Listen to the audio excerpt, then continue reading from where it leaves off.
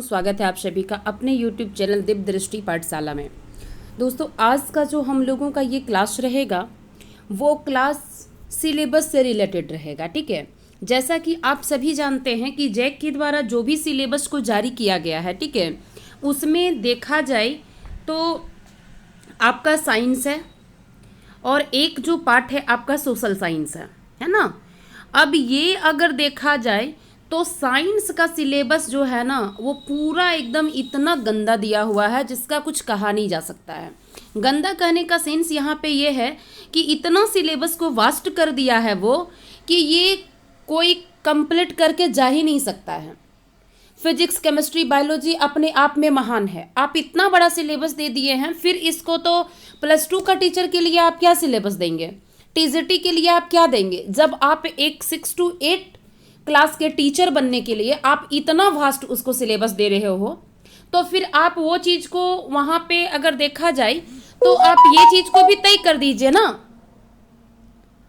तय कर दीजिए वहाँ पे कि हमको जो है पीजीटी के लिए हम ये पूछेंगे आपसे, टीजीटी के लिए ये पूछेंगे, 6 to 8 के लिए ये पूछेंगे। अगर आपने 6 to 8 का दिया है तो सबका क्लियर कर दीजिए सिलेबस को, और नहीं तो फिर इसमें सुधार कीजिए। तो सुधार हो जो भी हो, ठीक है, वो आगे की बात है। अब सोशल साइंस की अगर हम लोग बात करें तो सोशल साइंस का भी सिलेबस को थोड़ा सा वास्ट किया है। इसमें ज़्यादा वास्ट नहीं है लेकिन इसमें भी वास्ट किया है, जैसे वर्ल्ड हिस्ट्री तक भी दे दिया है। अब बताइए 6 to 8 क्लास का बच्चा है, उसको आप जो है क्या पढ़वाएंगे, क्या आप उम्मीद रखते हैं एक टीचर से?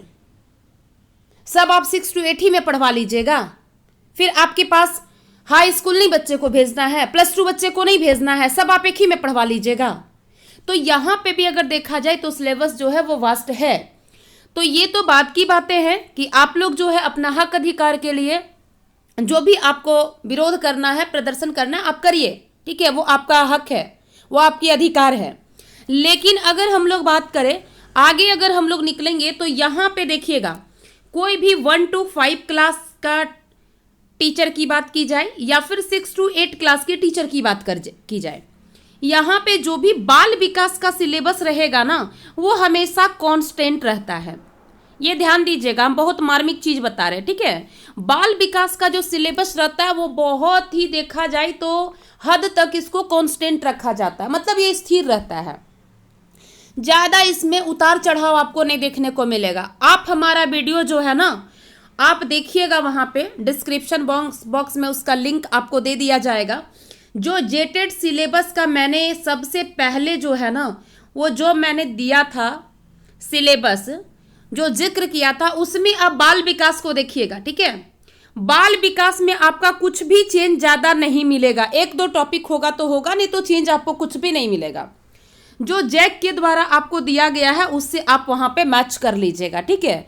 तो आज जो हम लोग यहाँ पे चर्चा करने वाले हैं वो बाल विकास से संबंधित हम लोग चर्चा करने वाले हैं कि इसका सिलेबस डीप में क्या हो सकता है और यहाँ से हम क्या पढ़ के जाएं जो जैक जारी किया है। जो मेरा क्वेश्चन जो है वो 30 क्वेश्चन में से 25+ बन जाए, क्योंकि 30 क्वेश्चन आपका रहेगा चाइल्ड डेवलपमेंट में, चाहे वो 1 to 5 हो चाहे 6 to 8 हो।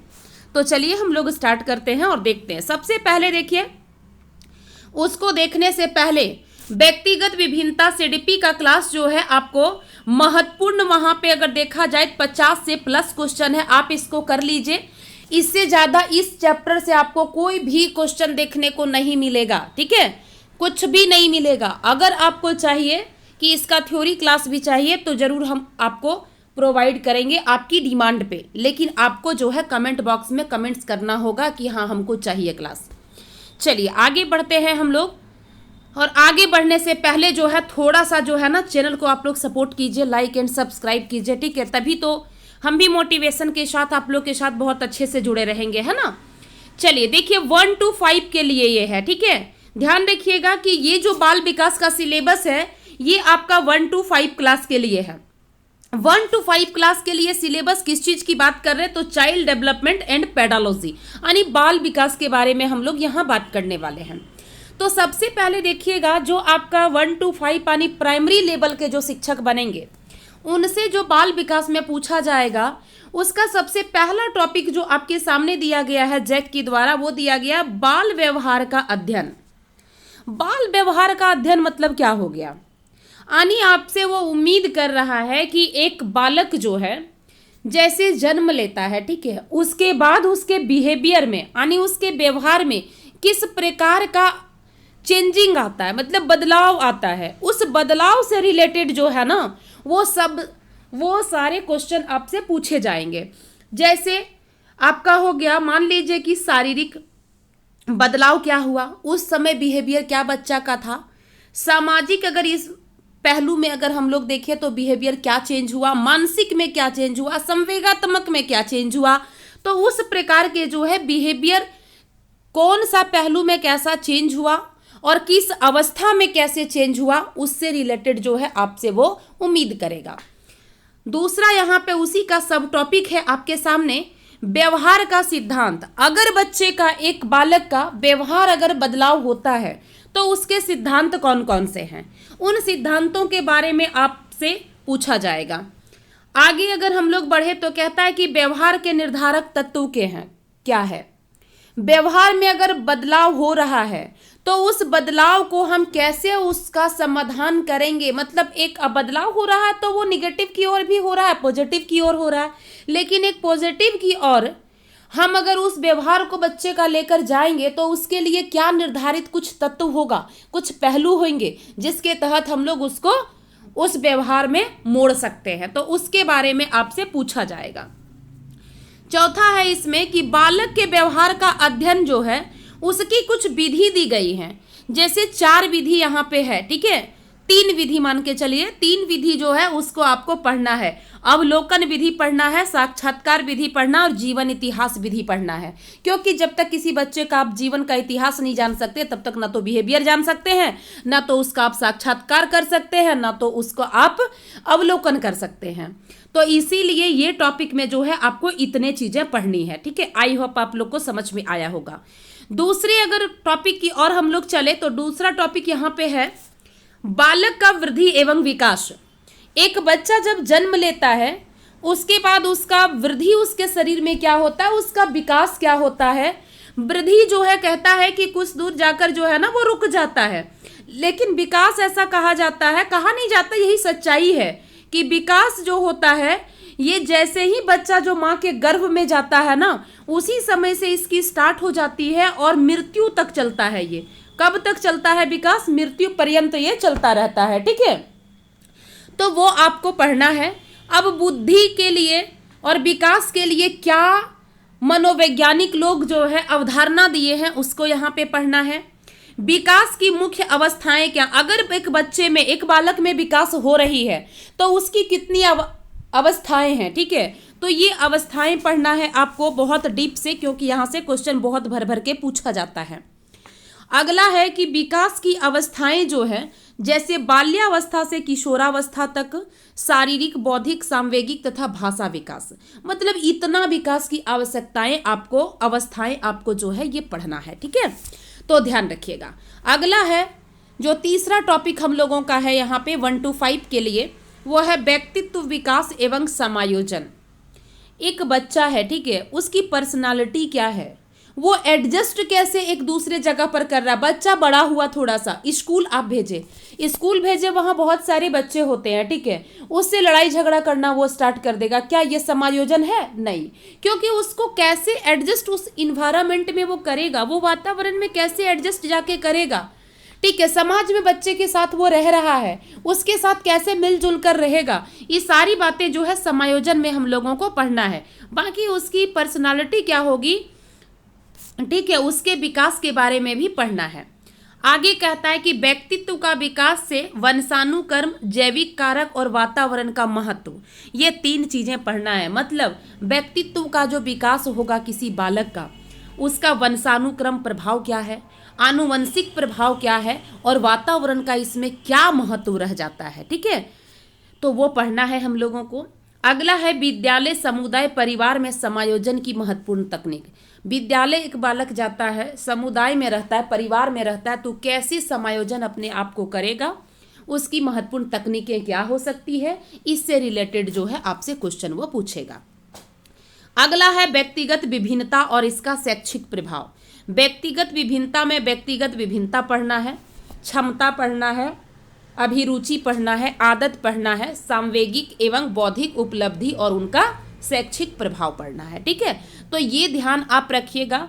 और इसी से रिलेटेड जो है आपको जो है ना 50+ क्वेश्चन दिया गया है। प्लीज आप लोग देखिए और सभी बच्चों तक जो है ना इसको पहुंचाने का प्रयास कीजिए। मेरा कोई आप लोग से कुछ भी रुपये का मांग नहीं है, एकदम ये निःशुल्क क्लासेस है। ठीक है, जितना चाहो आप शेयर करो और जितना चाहो हमसे आप हेल्प ले लो। कोई भी यहाँ पे क्लास का चार्ज नहीं लिया जाएगा। ठीक है, हम उन गरीब से गरीब बच्चों तक एजुकेशन को पहुंचाना चाहते हैं जो ठगी का शिकार होते हैं। ठीक है, इसलिए और खासकर अभी जो मैंने स्टार्ट किया है, मेरे पास देखिए स्कूल +2 स्कूल में बहुत ज़्यादा काम भी रहता है, इसलिए जो है मेरे पास टाइम भी नहीं मिल पाता है। ठीक है, 3 बजे के बाद छुट्टी होता है, तब भी हम लोग इंगेज हो जाते हैं थोड़ा। अभी जो है आपको बाल विकास, ठीक है, बाल विकास अगर देखा जाए इधर जेटेट के लिए और JSSC के लिए जो भी बच्चे हैं उनके लिए खोरठा का क्लास जो है ना, चाहे जो भी एग्जाम के लिए हो, क्षेत्रीय कार्यकर्ता के हो, पर्यवेक्षिका के हो, या तो फिर आप जो है ना क्या बोलते हैं 10th लेवल का कोई एग्जाम हो रहा है, 12th लेवल का हो रहा है, ग्रेजुएशन लेवल का हो रहा है, CGL का हो रहा है, जेटेट का हो रहा है, किसी का भी है, आप खोटा जो है एकदम हंस के ले सकते हैं सारा क्लास को। ठीक है, इसीलिए आप लोग जो है थोड़ा सा वीडियो को शेयर कीजिए अपने दोस्तों के साथ, अपने ग्रुप में शेयर कीजिए, जिस भी ग्रुप में आप जुड़े हैं उसमें शेयर कीजिए, थोड़ा सा संख्या को बढ़ाइए ताकि हम भी मोटिवेट होकर जो है ना हम आप लोगों को बहुत से बहुत ज़्यादा जो है हेल्प कर सकें। चलिए आगे जो है शिक्षा और अधिगम। अब देखिए शिक्षा और अधिगम की बात करता है कि जो भी बालक से संबंधित आपने पढ़ा, ठीक है, जो भी बालक के संबंधित आपने अध्ययन किया, तो उसमें आप निष्कर्ष पर क्या आते हैं, किस तरह से बच्चे को शिक्षा दीजिएगा, किस तरह से बच्चा अगर नहीं समझ पा रहा है तो उसके लिए आप शिक्षा विधि का प्रयोग कीजिएगा, वो सबसे संबंधित जो है यहाँ पे आपको पढ़ने के लिए बोला गया है। एक है भूल और प्रयत्न का सिद्धांत और अंतर्दृष्टि का सिद्धांत, ये 2-3 सिद्धांत जो है ना ये आपको पढ़ने के लिए बोला गया है। ध्यान रखिएगा, ये अधिगम और शिक्षा से संबंधित सिद्धांत है। भूल एवं प्रयत्न का सिद्धांत, प्रभाव का सिद्धांत और अंतर्दृष्टि का सिद्धांत। तो ये आप लोगों को जो था ना देखा जाए 1 2 3 4 5 टॉपिक मात्र दिया गया है। ठीक है, 1 to 5 में आप ध्यान रखिएगा। इसी 5 टॉपिक में अगर देखा जाए तो एक में 6 मार्क्स हो सकता है आपका, अगर एवरेज हम लोग निकाले तो। चलिए तो इसी तरह हम लोग जो है 6 to 8 क्लास की ओर चलते हैं। ये 6 to 8 क्लास के जो भी शिक्षक बनना चाहते हैं, ठीक है, उनके लिए ये बाल विकास का सिलेबस है।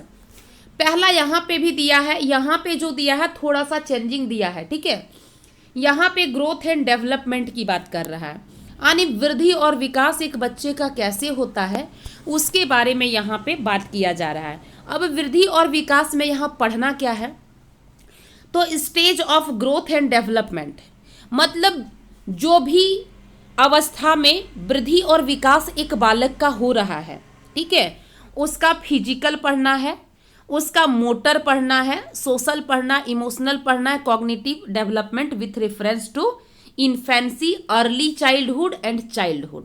देखिए मतलब किसके संदर्भ में आपको पढ़ना बोल रहा है, सारी अवस्था के बारे में, जैसे आपका मानसिक अवस्था हो गया, सामाजिक हो गया, शारीरिक हो गया, संवेगात्मक हो गया। ठीक है, ये सब सारी जो अवस्थाएं हैं वो शैशवावस्था में ये सब कैसे अवस्था चलती हैं, अर्ली चाइल्डहुड में कैसे चलती है और चाइल्डहुड में कैसे चलती है, ये सारी बातें जो है आपको ध्यान रखना है। किशोरावस्था जो है ना इसका अलग से दे दिया है, यानी इससे क्वेश्चन जो है आपको जरूर 4 से 5 क्वेश्चन आपसे पूछा जा सकता है सिर्फ ये टॉपिक से, ये ध्यान रखिएगा, क्योंकि किशोरावस्था जो है वो अलग से एक टॉपिक ही दे दिया। ठीक है, हम लोग यहीं भी कहीं पे जाते हैं ट्रेनिंग में ना, किशोरावस्था से रिलेटेड यहीं पे प्रॉब्लम बच्चे के साथ आता है और एक टीचर कैसे इसको सॉल्व करेगा, उसकी प्रॉब्लम का कैसे समाधान करेगा, ये समस्या आती है। इसीलिए ये बहुत महत्वपूर्ण मुद्दा बन जाता है एक शिक्षक और एक बच्चे के बीच में, इसलिए यहाँ से आपका बहुत ज़्यादा क्वेश्चन पूछ सकता है। आगे कहता है कि एडोलेसेंस यानी किशोरावस्था में पढ़ना क्या, needs and problems of the adolescence, किशोरावस्था में क्या आवश्यकताएं हैं, क्या प्रॉब्लम्स आ सकती है, पता है ना आपको। Aspects of growth and development, वृद्धि और विकास का क्या पहलू है उसके बारे में आपको पढ़ना है। और उसी में फिजिकल इमोशनल जो आपको बताए ना, संवेगात्मक हो गया, सामाजिक हो गया, मानसिक हो गया, ठीक है, शारीरिक हो गया, ये सारी चीजें अवस्थाएं पढ़ना है। दूसरा है हेरिडिटी एंड इन्वायरमेंट, वंशानुकरण एंड क्या हो जाएगा आपका पर्यावरण, ठीक है। जैसे फॉर एग्जाम्पल यहाँ पे देखिए importance and role of the heredity and environment. एक बच्चा का जब विकास होता है तो उसमें जो है आनुवंशिकता और पर्यावरण का क्या महत्व होता है, ठीक है, इसके बारे में पढ़ना। एजुकेशन इम्प्लीकेशन, और इस स्थिति में आप कैसे उस बच्चे को शिक्षा दीजिएगा, कैसा शिक्षा का आप वहाँ जो है लागू कीजिएगा जो बच्चा अधिक से अधिक विकसित हो सके। अगला अगर हम लोग बात करें तो इंडिविजुअल डिफरेंस है, यानी व्यक्तिगत विभिन्नता। संसार का कोई भी दो व्यक्ति है ये कभी भी समान नहीं हो सकता है, कुछ ना कुछ में वो जरूर भिन्न होगा। यहाँ तक कि कहा जाता है जुड़वा बच्चे भी जो होते हैं एक माँ बाप के, ट्विंस जो होते हैं वो भी अलग होते हैं। अब उसका क्या पढ़ना है तो नेचर पढ़ना, यानी उसकी प्रकृति क्या है, उसका क्षेत्र क्या है और उसके कारण क्या है, ठीक है। कहता है कि influence of individual difference on learning, educational implication, यानी ये जो व्यक्तिगत विभिन्नता है उसका कारण क्या है, ठीक है, शिक्षा में। मतलब बच्चा को अगर हम शिक्षा दे रहे हैं तो एक समान तो सारा बच्चा है नहीं, अब हम शिक्षा देंगे कैसे, फिर मेरा सक्सेस कैसे होगा वो एजुकेशन।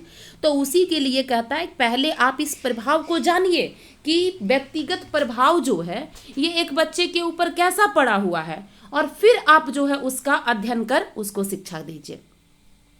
अगला है इंटेलिजेंस एंड क्रिएटिविटी, ठीक है। इंटेलिजेंस एंड क्रिएटिविटी जो है ना ये आपसे तीसरा टॉपिक के रूप में दिया हुआ है, यानी चिंतन, ठीक है। क्रिएटिविटी मतलब क्या हो गया, जैसे को-कूलर एक्टिविटी आप हमेशा करवाते रहते हैं बच्चों के साथ, ठीक है, तो वो सब के बारे में आपसे पूछा जा रहा है। आगे कहता है इमोशनल इंटेलिजेंस, फिर कह रहा है theory of intelligence, distribution of intelligence, gifted, मतलब जो भी बच्चा, देखिए एक बच्चा जो होता है ना वो बहुत तरह का हो सकता है, मंदबुद्धि बालक हो सकता है, प्रतिभाशाली बालक हो सकता है। उसी बालक के बारे में आपसे कहा जा रहा है जिसको गॉड गिफ्टेड हम लोग कहते हैं, नहीं कहते हम लोग स्कूल में, चाहे कहीं पे और कहते हैं घर में भी कि अरे देखो ना ये बच्चा बहुत पढ़ने में तेज है, यानी क्या वो बच्चा भगवान उसको देख के थोड़ी तेज भेजे हैं, वो क्या है कि वो इसी वातावरण में रह कर वो जो है उस चीज़ को एडॉप्ट किया है, ठीक है। कुछ उसकी आनुवंशिक गुणे हैं जिसके कारण वो उस चीज़ को एडॉप्ट किया है, तो वो सब चीज़ें के बारे में पढ़ना है। अगला टॉपिक है पर्सनालिटी, व्यक्तित्व के बारे में पढ़ना, और व्यक्तित्व में क्या पढ़ना है, उसकी प्रकृति पढ़ना है, उसका फैक्टर पढ़ना, निकारक पढ़ना, उसके टाइप्स पढ़ना है पर्सनालिटी का, और उसके सिद्धांत पढ़ना है, ठीक है। अगला है आपका लर्निंग एवं टीचिंग, मतलब क्या है, बच्चा कैसे सीखेगा, आप कैसे विधि का प्रयोग करेंगे, इसके बारे में पढ़ना है। तो थ्योरी ऑफ लर्निंग, यानी जो बच्चा अधिगम को सीख रहा है उसकी थ्योरी क्या है, ठीक है, उसके बारे में पढ़ना है। अगला है मोटिवेशन पढ़ना है, बच्चे को मोटिवेट भी करना है, डीमोटिवेट नहीं करना है, ठीक है। बच्चा नहीं भी कुछ जानता है तो आपका ये फर्ज बनता है कि आप जो है उसको तरह तरह का रूप धारण करके, जैसे फॉर एग्जाम्पल आप उसको झूठ मूठ में कुछ चीज़ पे उसको प्राइज दे दीजिए, कुछ भी कर रहा है उसको ताली बजा के उसका स्वागत कर दीजिए मान लीजिए, ठीक है, तो वैसे में क्या है बच्चा मोटिवेट होगा और वो आगे बढ़ने का प्रयास करेगा। गाइडेंस एंड काउंसलिंग पढ़ना है, मतलब आप उसको कैसे मार्गदर्शन देंगे, है ना। तो ये सारी जो थी 6 to 8 क्लास के लिए आपका बाल विकास का सिलेबस था। आई होप आप लोग को समझ में आया होगा। यहाँ पे देखिए सभी प्रकार के परीक्षाओं के लिए स्टार्ट किया गया है, ये आप ही लोग के लिए, कोई इसमें मेरा कोई चार्ज नहीं है, निःशुल्क है ये। जेपीएससी, जेएसएससी, जेटेट एग्जाम के लिए आपका ही चैनल है दिव्यदृष्टि पाठशाला। चैनल को सपोर्ट कीजिए, बस इतना ही कहेंगे। लाइक कीजिए, शेयर कीजिए अपने दोस्तों के साथ, सब्सक्राइब करके थोड़ा सा सब्सक्राइब बढ़ाइए ताकि हम भी जो है मोटिवेशन के साथ आएँ, है ना।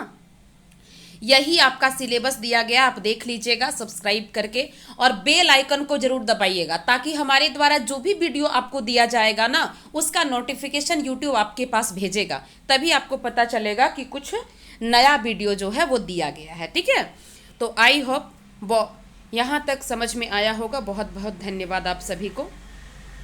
हमारा ये टेलीग्राम ग्रुप है, ठीक है, दिव्य दृष्टि पाठशाला के नाम से। कॉन्टैक्ट नंबर ये है, किसी भी प्रकार का दिक्कत हो तो ज़रूर आप सहायता ले सकते हैं। इसके लिए आपको कोई चार्ज नहीं देने को मिलेगा, कुछ भी नहीं आपको देना है। फेसबुक पेज है JPSC JSSC बाय प्रिया मैम, यहाँ पे भी जाके आप फॉलो कीजिएगा। चलिए, बहुत बहुत धन्यवाद आप सभी को। मिलते हैं अगले क्लास में, तब तक के लिए सभी को बाय बाय, टेक केयर। थोड़ा लाइक सब्सक्राइब कमेंट्स भी कीजिए, कुछ भी अगर आपको हमसे हेल्प चाहिए तो।